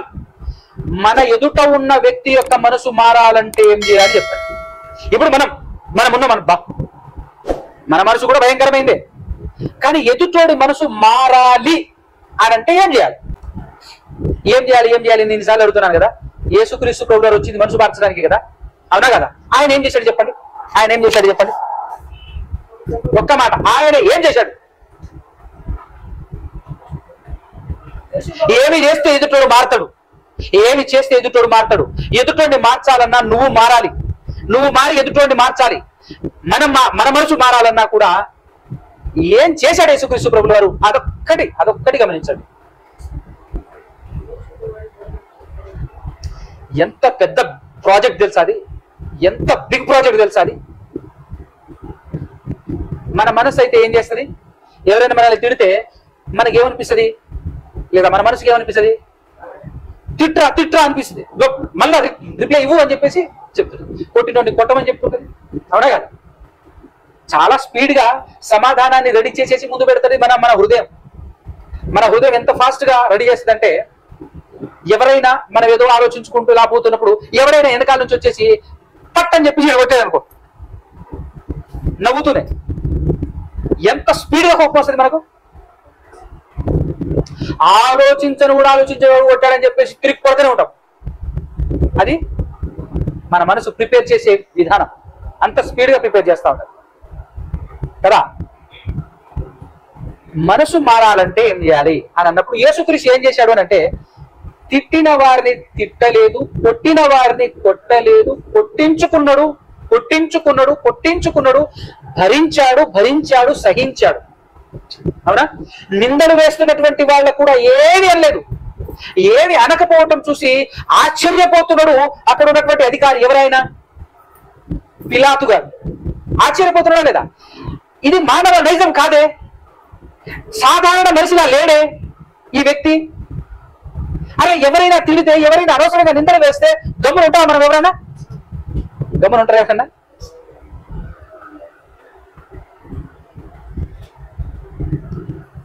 నీ పేరేం పేరు తమ్ముడు? అజయ్. మొన్న బండి మీద ఎవరో అమ్మాయిని తీసుకెళ్తున్నావుటగా, ఎవరా అమ్మాయి పేరు చెప్పు. నేనేమన్నా చెప్పు, చెప్తాడు. ఏంటి అమ్మాయినా? నేనా? ఈ రోజే చూశాడు, గుర్తుపట్టే అవకాశమే లేదు కాబట్టి కాన్ఫిడెంట్ గా ఉన్నాడు. అదే తెలిసిన వ్యక్తి, పరిచయమైనటువంటి వ్యక్తి ఇదే క్వశ్చన్ అడిగారు అనుకో, రియాక్ట్ అవుతావా? తక్కువ లేదు. ఏం మాట్లాడుతున్నారు మీరు? నేను ఎప్పుడు ఏ అమ్మాయి ఏంటి ఏందా నిందా ఎంత రియాక్ట్ అవుతామా?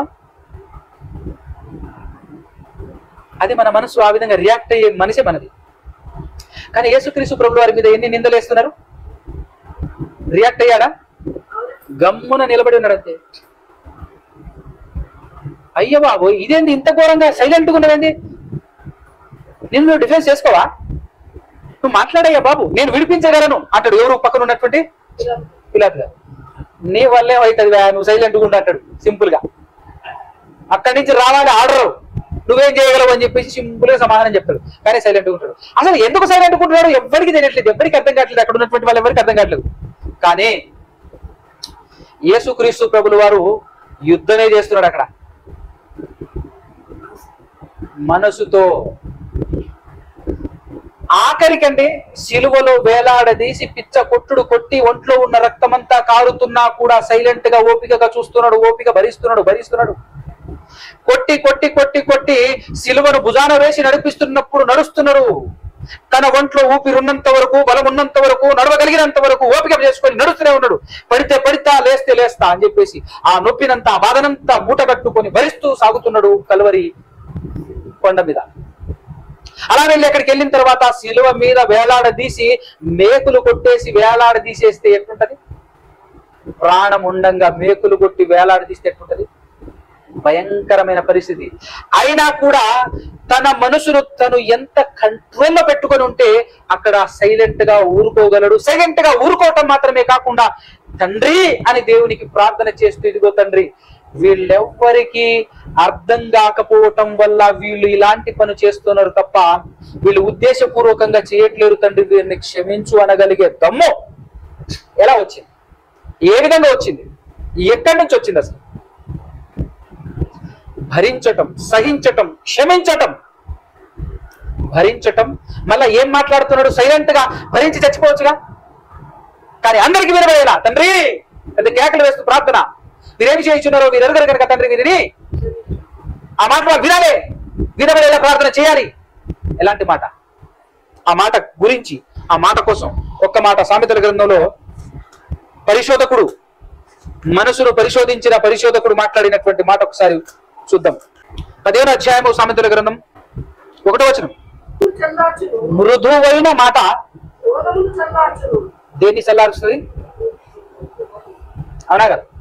మీరు ప్రాక్టికల్ గా కూడా మీరు చేసి చూడొచ్చు. ఇప్పుడు మనమే వెళ్ళేసి బండిని కానీ మనిషిని కానీ బైక్ మీద వెళ్ళి తగిలించామనుకో, ఏం చేసాం? తగిలించిన తర్వాత అటు ఎందుకు వచ్చినావు, అటు ఎందుకు వచ్చినావు అన్నావు అనుకో. మనం అలా మాట్లాడామనుకో, ఆడికి ఏమనిపిస్తుంది చెప్పు?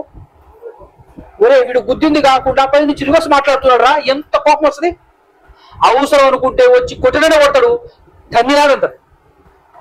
మనం అలా మాట్లాడు. మనం గుద్దినం, సడన్ గా పడిపోయినప్పుడు టక్కుని లేచి వెళ్ళిపోయి సారీ అన్న నాకు క్షమించన్నా చూసుకోలేదన్నా అని చెప్పేసి నిమ్మలంగా క్షమాపణ చెప్తూ మాట్లాడామనుకో, ఏమనిపిస్తుంది? లేస్తాడు, ఏమి తగలేదంటే పర్లేదులే బ్రదర్ అంట. మనం రిక్వెస్ట్ చేసే విధానాన్ని బట్టి, మనం మాట్లాడేటటువంటి విధానాన్ని బట్టి, మృదువైన మాటలతో మనం మాట్లాడామనుకో ఎదుటోడి హృదయం కలుగుతుంది, హృదయంలో జాలి కలుగుతుంది. జాలి కలిగి ఏం జరుగుతుంది? కోపం చల్లారుతుంది. అదే మనం రివర్స్ లో మాట్లాడామనుకో ఎటువంటిది? ఆఖరికి ఎక్కడైనా చుట్టాలు వెళ్ళినా కూడా, బాగా తెలిసినటువంటి వాళ్ళ ఇంటికి వెళ్ళినా కూడా ఏదైనా వస్తువు పగలగొట్టిన తర్వాత పగిలింది ఏం చేద్దాం? పగిలిందివా ఏం చేద్దాం అన్నా అనుకో. నువ్వు ఎట్లుంటది? నిన్ను ఏమనకపోయినా ఎవడు వీడు, ఎక్కడి నుంచి వచ్చాడు వీడు, సరే పగలగొట్టింది కాకుండా మళ్ళీ ఏం మాట్లాడుతున్నాడు వీడు అని చెప్పేసి అనిపిస్తుందా? కోపం వస్తుంది, జాలి కలగదు. అదే పగలగొట్టింది ఇంత వస్తువు అయినా కూడా అయ్యో సారీ అన్న ఏమనుకోకన్నా ఇదిగో నేను దీన్ని భరిస్తా అన్నావు అనుకో, ఏమంటాడు? ఊకో అన్నా, మరి నువ్వు ఇట్లా మాట్లాడుతావు, పడగొట్టు ఇంకోటి పడగొట్టు అయితే ఏంటట? ఏం పర్లేదు పడు, నీకంటే ఎక్కువ అంటున్నాడు ఆయనే. ఇలా మాట్లాడితే అలా మాట్లాడితే దానివల్ల నష్టం లేకపోయినా గమనిస్తుంటాడు కదా. పెద్ద ఉపయోగం కూడా లేదు, పగలగొట్టిన ప్రాబ్లం లేదు. అలాంటి వస్తువు పగలగొట్టిన తర్వాత పగిలిపోయింది అయితే ఏం కదా, పగిలిపోయిందబ్బా అని ఎవరు పెట్టుంటది? అవునా కదా? అదేనమాట ప్రాక్టికల్ గా మృదువైన మాట ఏం చేస్తుంది? క్రోధమును చల్లార్చును, నొప్పించే మాట కోపమును రేపును. కదా, అంటే యేసుక్రీస్తు ప్రభువారు తన జీవితంలో మనసును మార్చడానికే వచ్చాడు. తన జీవితకాలం మొత్తం మనిషి యొక్క హృదయాన్ని, మనిషి యొక్క మనసును మార్చటానికే వచ్చాడు. చివరి వరకు, ప్రాణం పోయేంత వరకు ప్రయత్నాన్ని విడిచిపెట్టలేదు. తన ప్రయత్నాన్ని విడిచిపెట్టకుండా చేసినటువంటి ఒక అమోఘమైనటువంటి ప్రయత్నం. కానీ మనసు మార్చడానికి నువ్వు చేసేటటువంటి ప్రయత్నాలు చాలా తొందరగా, స్పీడ్గా రిజల్ట్ రావు. గుర్తుపెట్టుకో. యేసుక్రీస్తు ప్రభువు వారు మరణించాడు, చాప్టర్ క్లోజ్ అయిపోయింది అని అనుకున్నారు. మూడో దినాన తిరిగి లేచి శిష్యులకు కనబడి వెళ్ళిపోయిన తర్వాత శిష్యులు వచ్చి ఎంత మంది అయితే కలిసి చంపటానికి ప్రయత్నం చేశారో, చంపారో, వాళ్ళందరి మధ్యకు వచ్చేసి ఏమని మాట్లాడుతున్నారో అక్కడ కూడా వాళ్ళు చాలా జాలితో, దయతో, మీరే చంపేశారయ్యా ఆయన్ని, మీరు చంపేస్తే మన పితరుల దేవుడు ఉన్నాడు కదా, ఆయన్ని మూడో దినాన తిరిగి లేపాడు. లేపటం మాత్రమే కాకుండా ఆయన్ని ప్రభువుగాను, క్రీస్తుగాను నియమించాడు. ఆయన్నే నియమించాడయ్యా అని చెప్పేసి మాట్లాడుతుంటే ఎంతమంది హృదయాలు మారాయి, ఎంతమంది హృదయాలు మారాయి. స్టార్టింగ్ లో ఎట్ ఏ టైం 3000 మంది. అపోస్తుల కార్యం 2వ అధ్యాయాలు మనం చూస్తాం కదా. ఇంతమంది హృదయాలు మారటానికి గల కారణం ఏంటి? అర్థమైందా? మెయిన్ పాయింట్ అర్థమైందా? అసలు విషయం ఏంటంటే, ప్రపంచంలో పాడైపోయింది ఒకే ఒకటి, మానవ హృదయం, మానవ మనసు. ఆ మనసు పాడైపోయింది కాబట్టే ఆ మనసును రిపేర్ చేయటానికి, ఆ మనసును మార్చటానికే వచ్చాడు. ఈరోజు ప్రపంచంలో మరీ ముఖ్యంగా క్రైస్తవులకు, బోధకులు ఈ విషయం అర్థమైతే ఎంత బాగుంటుంది తెలుసా, ఎంత అద్భుతంగా ఉంటుంది తెలుసా. ఎందుకు ఈ మాట నేను చెప్తున్నాను అంటే, మారాల్సింది కులం కాదు, మారాల్సింది మతం కాదు, మార్చుకోవాల్సింది వేషం కాదు, మార్చుకోవాల్సింది దేశం కాదు, మార్చుకోవాల్సింది కేవలం నీ మనసు మాత్రమే, మనసు మాత్రమే అనే విషయం బయటికి వెళ్ళి ప్రపంచంలో ఈ విషయాన్ని చెప్పగలిగితే ఎంత బాగుంటుందండి.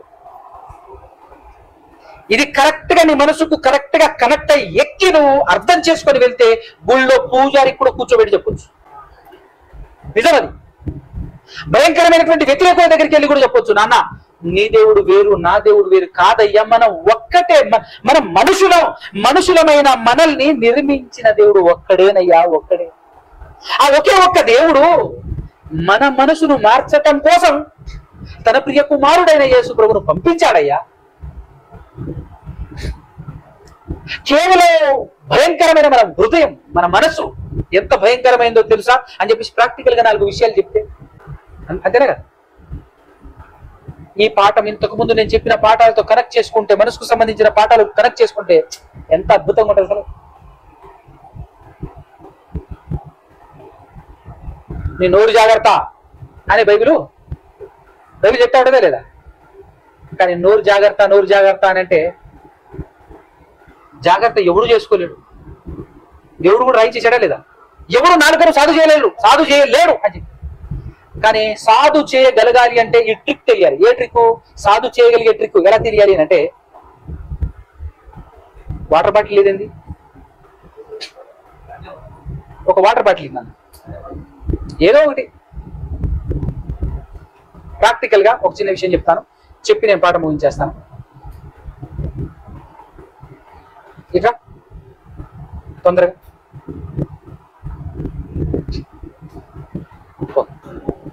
ఇందులో ఏముంది చెప్పండి మీరందరూ? ఏమున్నాయండి? నీళ్ళున్నాయి కదా. నేను ఇప్పుడు కింద పోస్తా. ఎందుకు కింద పోస్తున్నానో తెలుసా? లోపల నుంచి ఇసుక రావాలని కింద పోస్తున్నాను. ఏం రావాలి?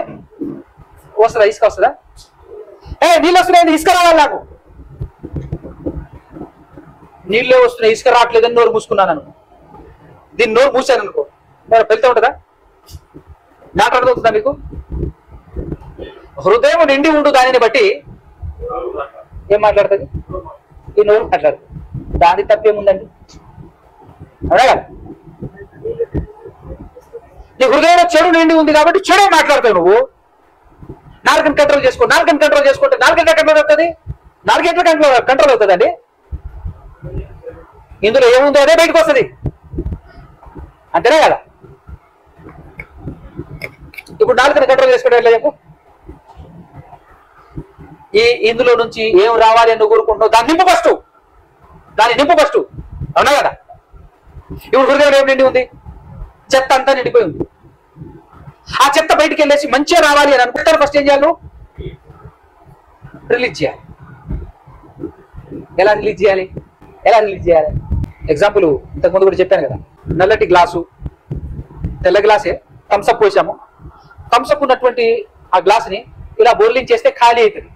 కానీ గ్లాసు బోర్లించినట్టు మన మనసును బోర్లించలేముగా. మన మనసులో ఉన్న చెత్త క్లీన్ చేయాలి అని అంటే దానికి బెస్ట్ ఎగ్జాంపుల్ గ్లాస్ అలానే ఉండాలి. ఇట్లాంటి 4-5 బాటిల్లు, మంచినీళ్ళ బాటిల్ తీసుకొచ్చేసి పోస్తూ ఉండాలి, పోస్తూ ఉండాలి. ఏం జరుగుతుంది? లోపల ఉన్న థమ్సప్ అంతా బయటికి వెళ్ళిపోయి ఫైనల్ గా మంచినీళ్ళు నిలుస్తుందా, నిలవదా? ఇదే పని నువ్వు చేయాలి. నీ హృదయంలో ఇప్పటి వరకు చిన్నప్పటి నుంచి నీ హృదయం ఏం నిండిపోయి, దేంతో నిండిపోయి ఉంది? ఇంతకు హృదయం ఎలా నిండుతుందో చెప్పాను మీకు. హృదయం ఎలా నిండుతుందో చెప్పండి. ఎలా నిండుతుంది? ఇప్పుడు ఈ బాటిల్ నిండాలంటే మూత తీసి పోస్తే నిండుతుంది. మరి మన హృదయం ఎలా నిండుతుంది చెప్పండి? మన హృదయం ఎలా నిండుతుంది? నిండటానికి 2 ద్వారాలు అని చెప్పాను. ఒకటి కన్నులు, ఒక ద్వారం. 2 చెవులు, రెండో ద్వారం. అంటే చూసిందల్లా మన హృదయం దాచుకుంటది. ఏం చూస్తావో దాన్ని దాచుకుంటది, ఏం వింటావో దాన్ని దాచుకుంటది హృదయంలో. అవునా కదా? చిన్నప్పటి నుంచి తల్లిదండ్రులు ఏం మాట్లాడతారో మొత్తం వింటుంటారు చిన్నపిల్లలు. తల్లిదండ్రులు ఏం మాట్లాడతారు అదే మాట్లాడతారు. తల్లిదండ్రులు ఏం చేసుకోవటం వాళ్ళు చూస్తుంటారో అదే వాళ్ళ హృదయంలో నిండిపోతుంది. జనరల్గా ఎంటీ బాటిల్, వాళ్ళు పుట్టినప్పుడు ఎంటీ బాటిల్, కానీ పెరుగుతూ పెద్దవుతున్నప్పుడు వాళ్ళ హృదయం దేనితో నిండిపోతుంటది? వాళ్ళు ఏదైతే సమాజంలో, ఆయన చుట్టుపక్కల ఉన్నటువంటి సమాజంలో ఏదైతే చూస్తారో దాంతో నిండిపోతుంది. ఏదైతే వింటారో దాంతో హృదయం నిండిపోతుంది. కానీ సమాజంలో చుట్టూ ఏముంది? మంచి ఉందా, చెడే ఉంది. ఆఖరికి తల్లిదండ్రులు కూడా ఏం మాట్లాడుకుంటుంటారు? కోపం వచ్చిందనుకో భార్య భర్తలు ఇద్దరు ఏం మాట్లాడుకుంటుంటారు? అంతేనే కదా? అది ఎవరు వింటుంటారు? అదే నేర్చుకోవాలి, అయ్యే నేర్చుకుంటాడు. అవునా కదా? అంటే హృదయం ఎలా నిండిపోతుందో చెప్పాను. నిండి ఉన్న ఎలా హృదయంలో ఎలా పోయాలో, ఎలా పోసామో, ఇంతకుముందు ఎలా పోసామో, హృదయంలో ఎలా పోసామో, కళ్ళ ద్వారా పోసాము, చెవుల ద్వారా పోసాము. ఇప్పుడు కూడా ఎలా పోయాలి? అదంతేనే కదా? రెగ్యులర్ గా వాక్యం చదువుతూ ఉండాలి, వాక్యం వింటూ ఉండాలి, వింటూ ఉండాలి, వింటూ ఉండాలి. ఈ ప్రపంచంలో మంచి ఏదైనా ఉంది అని అంటే అది దేవుని మాటలే. అది రెగ్యులర్ గా నువ్వు వింటూ వింటూ వింటూ ఉండటం వల్ల, నిజం చెప్పనా, నేను ఇలా మారటానికి గల కారణం, ఎలా మారాను అని అంటే వినటం వల్లనే. కొన్ని వేల ప్రసంగాలు వినుంటా, లక్షలు కూడా కావచ్చు, దాటి ఉండొచ్చు. పిచ్చిగా విన్నాను అనుకోండి. దాంతో పాటుగా చదవటం కూడా అంతే. ఒక రోజుకి 15 నుంచి 18 గంటలు నేను బైబిల్ చదవటం, పిచ్చిగా.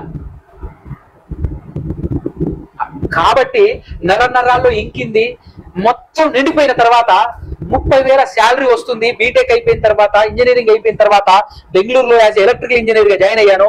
కొన్నాళ్ళు చేశాను. అక్కడి నుంచి హైదరాబాద్ షిఫ్ట్ అయ్యాను. హైదరాబాద్ షిఫ్ట్ అయిన తర్వాత జాబ్ చేస్తున్నప్పటికీ నేను చేస్తున్న పని ఏంటంటే నింపుకోవటమే. చదవటం వినటం చేసడం వల్ల ఏం జరిగిందో తెలుసా? ఆ డబ్బులో తృప్తి లేదు, ఆ జాబ్ లో ప్రశాంతత లేదు, తృప్తి లేదు. చుట్టూ చూస్తుంటే సమాజాన్ని ఖచ్చితంగా వీళ్లకు చెప్పాలి. మా ఇంటికి వెళ్తే నేనే నమ్ముకున్నాను, ఏంద్రో మన ఇంట వంట లేని, మన చుట్టుపక్కల లేని, ఎక్కడి నుంచో ఏదో దేవుడిని పట్టుకొచ్చావు ఏంట్రా నువ్వు అని చెప్పి వాళ్ళు మాట్లాడుతున్నారు. నేను ఉంటున్నటువంటి ప్రాంతాలలో కనీసం చుట్టుపక్కల ఒక 10-20 కిలోమీటర్ల దూరంలో అసలు ఈ మాట వినపడటానికి వీల్లేదు. అలాంటి ప్రాంతం అది. అక్కడ నేను ఒక్కనే నమ్మి, మామూలుగా నమ్మటం అంటే మామూలుగా కాదు, హృదయం మొత్తం నింపుకొని పోయినా అక్కడికి. ఇక కుమ్మరిస్తున్నాను కదా, నోరు తెరిస్తే ప్రవాహమే. ఆ ప్రవాహానికి చాలా మంది కొట్టుకొచ్చారు, చాలా మంది. ఈరోజు అందరూ మా ఊర్లో తండాలో చాలా మంది మారటానికి, అక్కడ మాత్రమే కాకుండా దాదాపు 2 రాష్ట్రాల్లో ఎంతో మంది యూట్యూబ్ ద్వారా, అవునా కదా, మారటానికి, ఈరోజు ఇక్కడ ఉన్నటువంటి మీరు కూడా ఈ విధంగా నిలబడటానికి, నా హృదయంలో నిండు ఉండు దానిని బట్టి, నేను మాట్లాడటాన్ని బట్టి మీరు ఇక్కడ దాకా రాగలిగారు. సో ప్రయత్నం చేయాల్సిందల్లా ఒకే ఒకటి, మనల్ని నరకానికి పంపిస్తుంది ఎవరు చెప్పండి? ఇప్పుడు సాతాను మీద మనం ఏదో చూపిస్తాం కానీ అదేం చేస్తుందండి? బైబిల్లో 3 పాపాల గురించి చెప్పాడు దేవుడు. మొత్తం ఓవరాల్ గా మొత్తం కరగలిపితే ఎన్ని పాపాలు ఉన్నాయిరా అని చెప్పేశారంటే దేవుడు తన అపోస్తుల ద్వారా చెప్పించినటువంటి మాట ఏంటి? నేత్రాశ, శరీరాశ, అంతే కదా. అంత విషయాలు ఉందా చెప్పండి? ఏమంటే మొత్తం ఆ 3 మొత్తం ఉంటాయి, అవునా కదా? దాన్ని జయించాలి అని అంటే మనల్ని నరకానికి పంపిస్తుంది ఎవరు? సాతాను కాదుగా, 100% సాతాను కాదు. అదేం చేస్తుందండి? యేసుప్రభువు కూడా లోకాన్ని చూడు అని చెప్పి చూపించింది. ఆ చూపించినంత మాత్రం కరెక్ట్ ఎడైంది. నువ్వు అయితే కరెక్ట్, ఆయన కాడు. ఆయనలో నువ్వు ఉంటే నువ్వు కూడా కరెక్ట్ కావు. మనం మోసపోవటానికి చూసిందల్లా కావాలంటాం, వినిందల్లా అబ్బా ఎంత బాగుంది అని చెప్పేసి కనెక్ట్ అయిపోతాం. అలా కనెక్ట్ అవ్వటం వల్లే నీ మనసు అలా కనెక్ట్ అవ్వటం వల్లే నీ మనసు కంట్రోల్ లేదు, నీ మనసు నీ స్వాధీనంలో లేదు కనుకనే నువ్వు దేవుడు మనిషికి చెప్పాలనుకున్న ఏకైక అంశం ఏంటంటే నాన్న నీ మనసు జాగ్రత్త, నిన్ను నువ్వు జయించుకొని రావాలి పరలోకానికి. ఇప్పుడు యేసుక్రీస్తు జయించి వెళ్ళాడు. యేసుక్రీస్తు ఏం జయించాడు? ప్రపంచంతో యుద్ధం చేశాడా? తన మనసుతోనే యుద్ధం చేశాడు. తన మనసుతోనే యుద్ధం చేశాడు. మనం ఎన్ని రకాలుగా ఆలోచిస్తామో, మన మనసు ఎన్ని పరిపరి విధాలుగా ఆలోచిస్తుందో అన్ని విధాలుగానే యేసుక్రీస్తు మనసు కూడా ఆలోచించింది. కానీ యేసుక్రీస్తు ప్రభువు వారు తన మనసును తన స్వాధీనంలో ఉంచుకొని గెలిచాడు. దాని కొరకు ఒక్క మాట చదువుకుందామా? చదువుకొని ప్రార్థన చేద్దాం. హెబ్రీయులకు రాసినటువంటి పత్రిక 4వ అధ్యాయం, హెబ్రీ పత్రిక 4వ అధ్యాయము 14-15 వచనాలు చూడండి. ఆకాశ మండలము గుండా వెళ్ళిన దేవుని కుమారుడైన యేసు అను గొప్ప ప్రధాన యాజకుడు మనకున్నాడు గనుక మనము ఒప్పుకొనిన దాన్ని గట్టిగా చేపడదాం, గట్టిగా చేపట్టుదాము. మన ప్రధాన యాజకుడు మన బలహీనతలయందు, ఎక్కడ? మన బలహీనతలయందు మనతో సమానమైన అనుభవము లేని వాడేం కాదట. అంటే మనకు అతీతుడు కాదు, మనతో సమానమైన అనుభవము లేని వాడేం కాదు గాని సమస్త విషయములలోనూ సమస్త విషయాలు ఎన్ని విషయాల్లో నీ మనసు నిన్ను మోసం చేస్తుందో, ఎన్ని విషయాల్లో నీ మనసు నిన్ను గుంజుతుందో, అటు ఇటు ఇటు అటు కదా. యవన కాలంలో ఉన్నటువంటి వ్యక్తుల యొక్క మనసు ఎన్ని విధాలుగా ఆలోచిస్తుంది. ఏదో అనుభవించాలి, ఏదో అనుభవించాలి, ఏదో పోవాలి, ఏదో చూడాలి, ఏదో చేయాలి. ఏముండాలి? ఎక్కడ ఏముండదు, ఎక్కడ ఏది ఉండదు. కానీ ఆ మనసు పత్రం అలా లాగుతుంటది, ఎలా లాగుతుంటది, గుంజుతుంటది. ఎక్కడెక్కడో పరిపరి విధాలుగా వెళ్తాడు. అన్ని రకాలుగా ఆయన కూడా యవ్వనుడే కదా, ఆయన కూడా మనలాంటి శరీరమే కదా, అంతేనే కదా. కాబట్టి ఆ శరీరంలో ఉన్నటువంటి ఆయన మనసు కూడా అనేక సమస్త విషయములలో మనవలే శోధింపబడినను అది లెక్క. ఎందుకు ఉండాడు? పాపం లేకుండా ఎలా ఉన్నాడు అని అంటే మన మనసుకి ఏదనిపిస్తే మనం ఉరుకుతాడు, పరిగెడతాం మనం. కానీ యేసు ప్రభువులా కంట్రోల్డ్. అందుకోసం సొలొమోను గారు చెప్పారు, పట్టణమును పట్టుకున్న వారి కంటే తన మనసును పట్టుకున్నవారు శ్రేష్ఠుడు అంటాడు, అవునా కదా. ప్రాకారం లేని పురము ఎలాగైతే పాడైపోతుందో తన మనసును అణుచుకొనలేని వాడు. అంటే యేసుక్రీస్తు ప్రభువు వారి మనసు కూడా పరిపరి విధాలుగా అనేక రకాలైనటువంటి ఇబ్బందులు, శోధనలు వచ్చినప్పటికీ మనసును అణుచుకున్నాడు. అప్పుడప్పుడు పిచ్చి ఆలోచనలు వస్తుంటాయండి మనసు, హృదయంలో, అవునా కదా. మనసులో ఏంది ఇంత ఘోరమైన ఆలోచనలు, ఏంటి అసలు ఇది అనిపిస్తుంది. కానీ దానికి నువ్వు కనెక్ట్ అవ్వద్దు. దేవుడే రాయించేశాడు, నరుల హృదయం అట బాల్యము నుండే అన్నాడు లేదా, బాల్యము నుండే భయంకరమైనది అన్నాడు. మన మనసు కూడా లోకాన్ని చూసి, లోకంలో జరుగుతున్నది చూసి విని మన మనసు కూడా ఏం ఆలోచిస్తుంది? అదే ఆలోచిస్తుంది. కానీ కనెక్ట్ అవ్వకు, నిన్ను నువ్వు కంట్రోల్ చేసుకో. కనెక్ట్ అవ్వకు. కనెక్ట్ అవుతివా పోతివి నరకానికి. కనెక్ట్ అవ్వకు కదా. కాబట్టి మన మనసు మన కంట్రోల్లో ఉంటే మనల్ని మనం జయించాలి. మనల్ని మనం జయిస్తే ఈ లోకాన్ని జయించడం ఎంతసేపు, అలాగా. అసలు ఈ లోకాన్ని జయించాల్సిన పనే లేదు, అవసరమే లేదు. నీ మనసు నీ కంట్రోల్లో ఉందనుకో, ఎంతమంది వచ్చేసి ఎన్ని విషయాలు చూపించినా, ఎన్ని విషయాలు చెప్పినా మనం నిలబడతావా? కనెక్ట్ అవుతావా? కొంతమంది మనల్ని ఎలా రెచ్చగొడుతుంటారు అంటే, ఈ విషయం ఇది నిజంగా చాలా లోతైనటువంటి విషయం. ఇది గమనించని గ్రహించినటువంటి వాడు ఎలా కనెక్ట్ అయిపోతుంటారు దీనికనంటే, పల్లెటూళ్ళలో చూడండి, పల్లెటూళ్ళలో కానీ ఎక్కడైనా